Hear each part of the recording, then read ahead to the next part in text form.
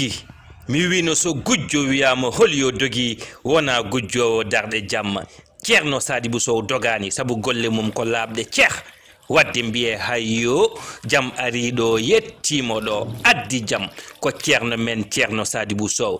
Ceerno Sadibou Sow ari wallude men ngam safrude ñabbuji men bandiraɓe kono kadi o ari ngam wallude men e ɓeyditare ngam gonka men wawa fewde so tawi kulis Dakar koko laaɓi ceeh tawata to Ceerno Sadibou Sow ɗo bandiraɓe jettoɗe Ceerno Sadibou Sow omo safra rafiji baɗino hémorroïde ndiyam siti diabète tension koyɗe musoje ha e ngatoje kono kadi bandiraɓe so tawi ko gorko nattuɗo wawde dow leeso basɗo goragu son kuccudiri ma gondiɗo ma wi alhamdulillahi rabbil alamina bandiraɓe sa yiɗi udditare yetto Ceerno Sadibou Sow kono kadi jiɗɗo gondigo mum fewa hakkude debbo e gorko walla an gollowo e patron ma bandiraɓe sa yettima Ceerno Sadibou Sow ɗum foof ma Allah waɗi hen suturu bandiraɓe kono kadi so tawi jiɗɗa ko kayitaji walla yidde ɗannade bandiraɓe yetto Ceerno Sadibou Sow kanko tigi omo yawri ɗum bandiraɓe kono kadi Ceerno Sadibou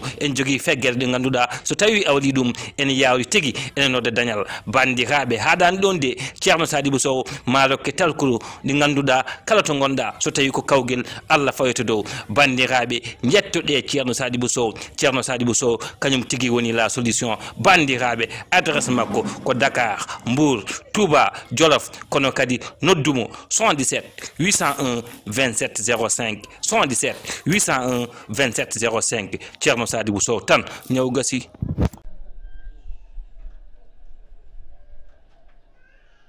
Assalamualaikum. Assalamualaikum. Waalaikumsalam. Mbaddaɗo selli. Jam tan. Mbadda e tampere. Hayyo moɗon hayyo. Mbadda e tampere. Mbaɗɗa. Dawone ma. Oɗon celli. Alhamdulillah. Jam tan. Jambolo ma. Ko mawɗum ni. Similla moɗon. Jam tan. Dowmur no soro. Babur no suɓɓiro. Mbati ngabbat. Bisimilla mon. Bisimilla. Jam tan. Hande ɗo welat. Hande ɗo jirwat. Similla moɗon. Jam tan. Babu jom hoddu. Jom guitaren. Hande ɗo welat. Bisimilla moɗon. Ayyo ɗo welat.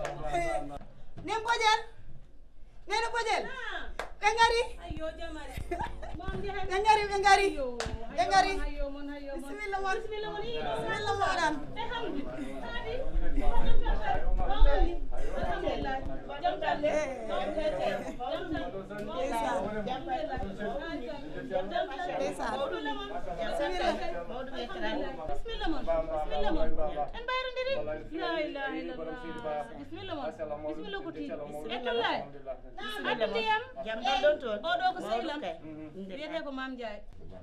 hande kala nodɗami nande tawmi kamɓe fof ɓe dawi Dieynaba Ndimen Sala Thiamen Mam Bousso en Sokhna Seck en Aïcha wonen kamɓe fof Faty Ba en aɗani koɓe dawoɓe koɓe dawoɓe oɗo kam no yawa jippade ko ɗum saabi tan o wi kanko kam maw ara tawtere kono kamɓe fof eɓe jinno yiide on bisimilla moon ko tiiɗi bisimilla moon on gari ɗo jiɗɗon yiyede tulayadu ndiyam Bisimilla mon. yataw safide Bisimilla mon aha. Ɓe mbaɗanta ko safani noon. Bisimilla moɗon. Bisimilla mon no feewi. Ɗum ɗo no weli noon. Wallahi. Bisimilla mon. Ko mbatton kon daw ko mbawmi ɗum.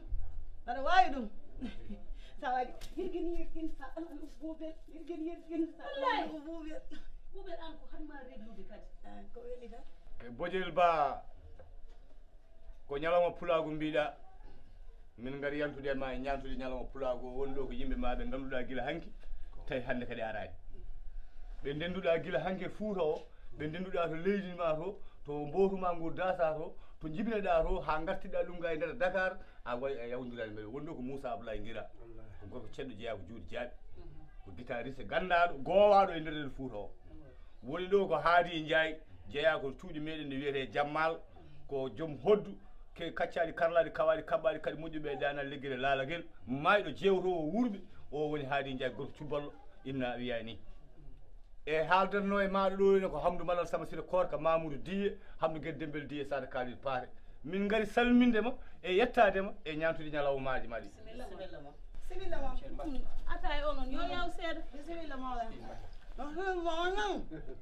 simila mo no fe bisimilla moɗon wallahi ɗum woni ko Cheikh on jiɗaɗo oɗon jawnaɗo hen wona haɗo ha on kuɗaɗo Allah ɗon ɗi toon jare ha ɗon ɗi toon onon jeeyi jare ha ɗon ɗi toon jare ha ɗon ɗi toon bisimilla moon bisimilla moon ko tiiɗi bisimilla moon sima noon lawal walla ha mbaɗan nanga gidanga nanga nanga gidang nanga nanga gidang nanga nanga nanga kor nanga nanga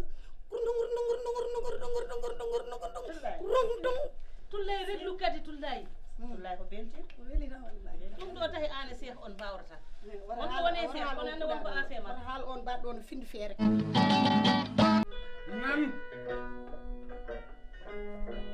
nan boyel faari adama ɗi takko babaduga jam sonnu ɓaɗeɗaɗo diyal settaga sewi banniraɗo jungo bonnire koyngal nan debbo gamaje gama duule tumba e mamino tumbi jam sa welene cimil puli gawa kam mbiti mbaɗi jombode nan ñalande kadi jasade ñalande kadi bonnani ñalande moni fo e ñalande muɗum noddude saɗari noon sadi ko noddude kadi noore debbo pullo noddi pulagu noorimama min nootima e galle maɗa min gari salmodirde e maɗa min gari yiidude e maɗa ka debbo dariɗo dadiɗo ka debbo cemminɗo leñol ngol ka debbo tinnuɗo leñol ngol ka debbo farno e nder leñol ngol nde pulagu ngu yonti nde kadduɗa wudere ma ha tiiɗi ba mbiɗa mana o para pulagu caggal kala ɗo pulagu ene tawe aɗa tawe ɗon kala ɗo pulagu ene ñanto aɗa ñanto ɗon min mbima noon seydi ba wurde bonani mayde bonani boni ko wuuri tawi ala ñalande seydi babima dokkela noon ɓuuri jiiɗo bonde ngari jele ɓuuri mayrude cukagu ƴeyde mere janggani lettere ba jarama walla jarama ɗo kalɗa ɗo mi rokkima gam gonga nan oɗo gorɗo cuɓale mi hokki ɗum noɗo gonga ba gorɗo ceɗɗo mi hokki ɗum ɗuma gonga a fottima ko jeeyi seydi ba a nani de bilal birama rebbe nga wasaraki ngari jinowo fo ɗo ko jawle ɗo tiga dade Allah hokkima ɓernde ma ko moƴere Allah hokkima neɗɗagal ngal nde timmi Allah hokkima yaaje fittanu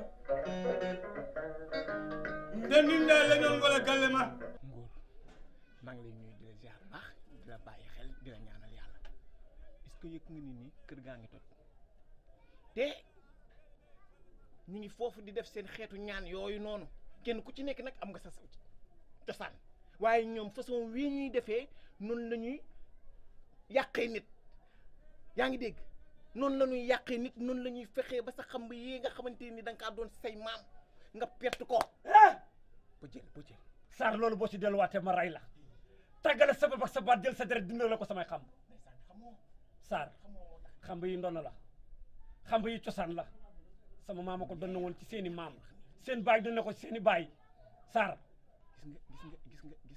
gis nga buumi xalam moo garaaw buumi xalam te buumu xalam gi dafa tooy ñu boole kat guitare solo yaa ngi dégg loolu mën na dàq ay jinne yaa ngi may dégg bu baax li ma lay wax ni dama kaa xam dama kaa maîtriser bu jël damaa xam lu mu capable daf ñuy bëgg lu ni rek waaye bëggunu dégg la Sarr sànq ba léegi maa ngi woo Asma mun maa wuy si kon dafa dem ca guitare ga ma nga fa waaye danañ xam ne guitare séeréer la koy def tukulóor da cee wal yaan si rek ñun ngel la ñuy wax coo doxon dem a dañjiɗo ñalande mana e galle ma he jolfuɓe a honniɗo jaaguji e galle ma rende mumen ñalande ɗo ɗo gonɗa ɗo aɗa wondi seereraɓe e nder galle he